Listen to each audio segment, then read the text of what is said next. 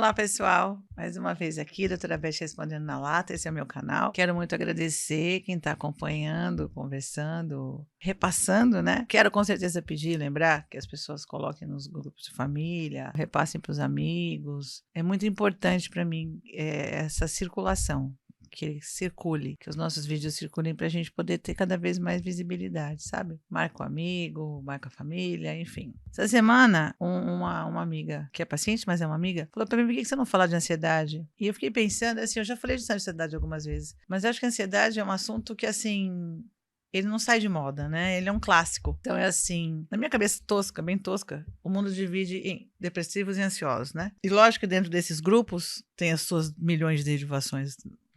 É uma divisão bem simples, bem tosca. Mas quem me conhece um pouco sabe que eu estou no grupo dos ansiosos, né? Então, uma coisa que as pessoas têm que saber diferenciar é a ansiedade. A ansiedade é aquela sensação que é normal, que é natural.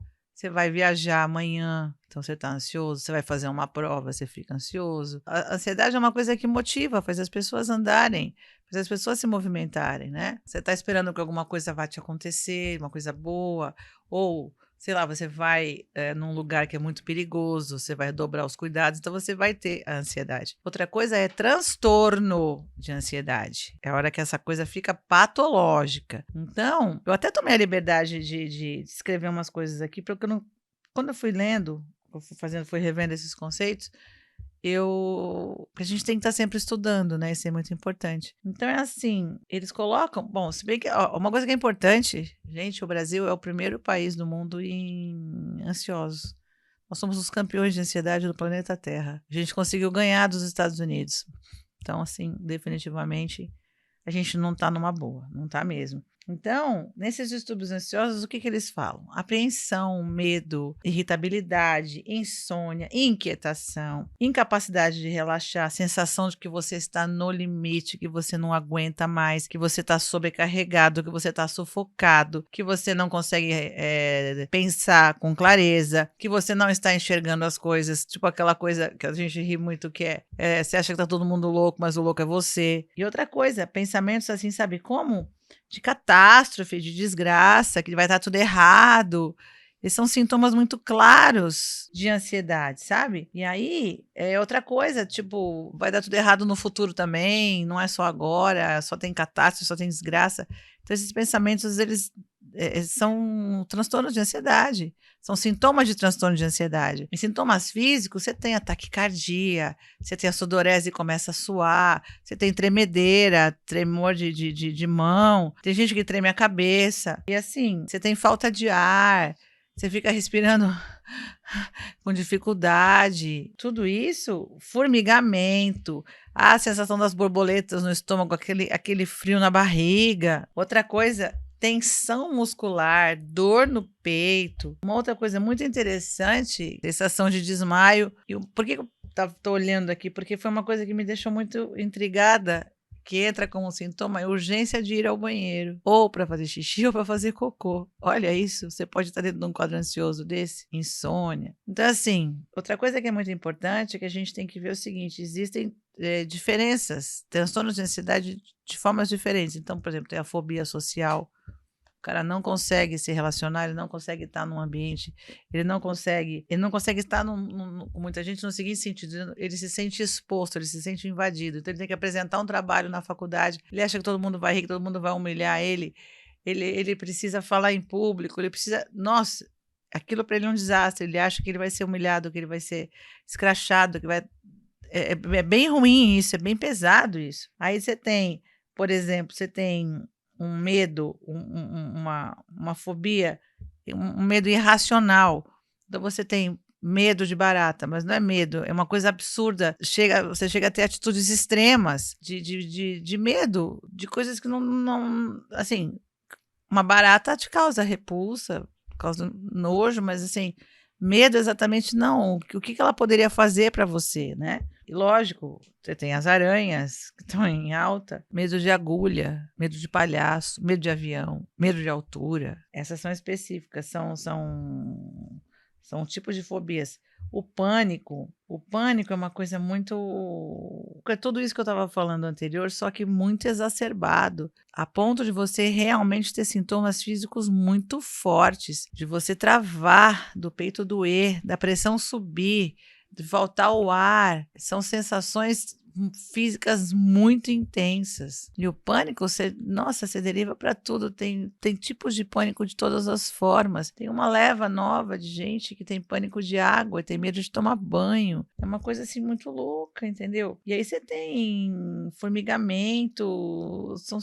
O pânico são essas sensações, essas fobias que passaram bastante do controle do limite, né? Aí tem uma que é a agorafobia, que você tem problemas de dificuldade com aglomerações, com muitas pessoas, tipo elevadores e festa e, por exemplo, estádio cheio de jogo de futebol. O que mais? Temos outras coisas aqui. Eu vou terminar, que eu sei que eu tô falando muito dessa vez. Tem o toque. Quer dizer, você fica numa ansiedade louca para que as coisas fiquem como tem que ser. Então, você tem que fazer, por exemplo, tudo que você faz para a esquerda, você faz na direita. Você vai olhar várias vezes se você deixou o dinheiro da passagem.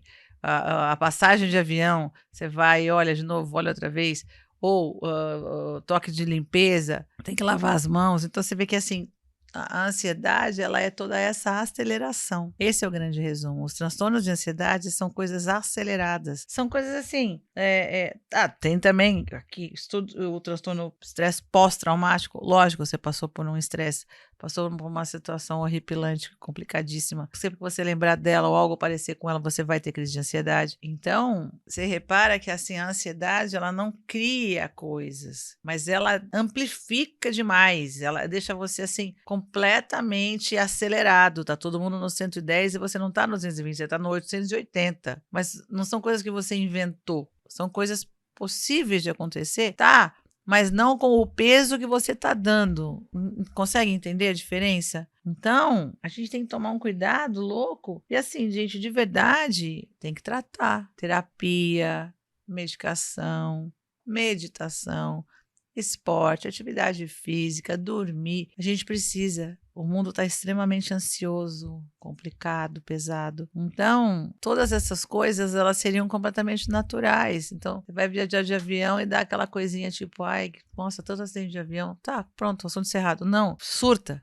De desespero, de medo, mas ele tem que ir. Então, ele passa mal, ele passa muito mal. Ah, o medo do escorpião. A gente fez um vídeo semana passada, um monte de gente mandou.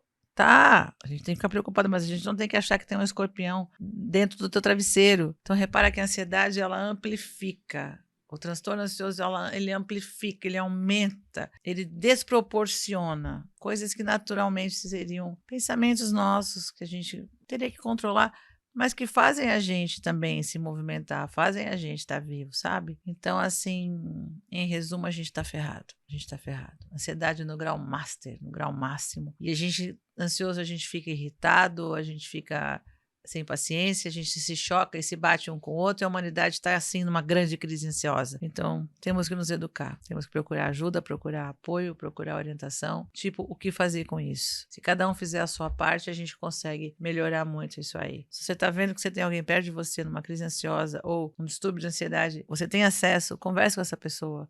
Porque às vezes a pessoa não está percebendo, ela está achando que aquele ritmo é o normal e não é mais o normal, aquilo ali já está muito fora. Então, de verdade, gente, assim, dá pra gente passar dias falando sobre isso, várias horas, porque é um assunto muito interessante, um assunto muito profundo e muito pesado ao mesmo tempo. E que, de certa forma, todo mundo tem um pouco, né? Então, assim, gente, vamos parar pra pensar. Vamos tentar estudar e tentar ver como é que a gente sai dessa enrascada. É isso. Gente, muito obrigada. Mais uma vez aqui com vocês, doutora Beth, respondendo na lata. Eu me alonguei um pouco, sim, mil perdões, não era essa a intenção. Mas são essas coisas que a gente tem que discutir, tem que falar. E lógico, curte, compartilha, passa para os seus amigos e tal. E com certeza, gente, eu agradeço. E essas ideias todas, essas sugestões são muito bem-vindas. E elas, com certeza a gente vai desenrolando e desempenhando. Então, por favor, sugiram. Me ajuda muito. Muito obrigada e até a próxima.